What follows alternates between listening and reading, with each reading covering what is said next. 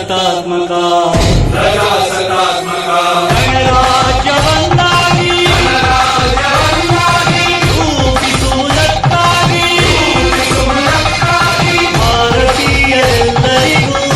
ಭಾರತೀಯರೆಲ್ಲರಿಗೂ ಸಾಮಾಜಿಕ ಆರ್ಥಿಕ ಮತ್ತು ರಾಜಕೀಯ ನ್ಯಾಯವನ್ನು ವಿಚಾರ ಅಭಿವ್ಯಕ್ತಿ ನಂಬಿಕೆ ಧರ್ಮ ಮತ್ತು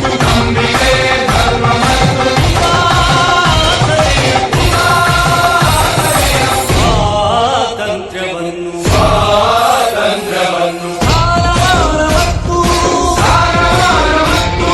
ಅವಕಾಶಗಳ ಸಮತೆ ದೊರೆಯುವಂತೆ ಮಾಡಲು ವ್ಯಕ್ತಿ ಗೌರವ ದೇಶದ ಏಕತೆ ಸಮಗ್ರತೆಗಾಗಿ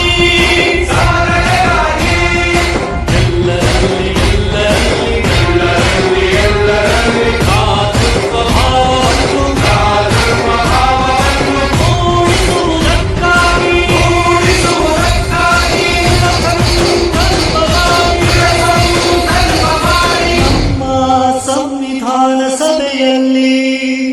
ನಮ್ಮ ಸಂವಿಧಾನ ಸಭೆಯಲ್ಲಿ 1949 ನವೆಂಬರ್ ತಿಂಗಳ 26 ದಿನ ಈ ಸಂವಿಧಾನವನ್ನು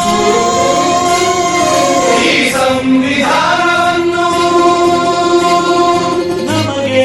ನಾವೇ ಅರ್ಪಿಸಿಕೊಂಡು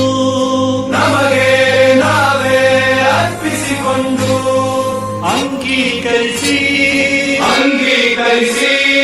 ಶಾಸನವಾಗಿ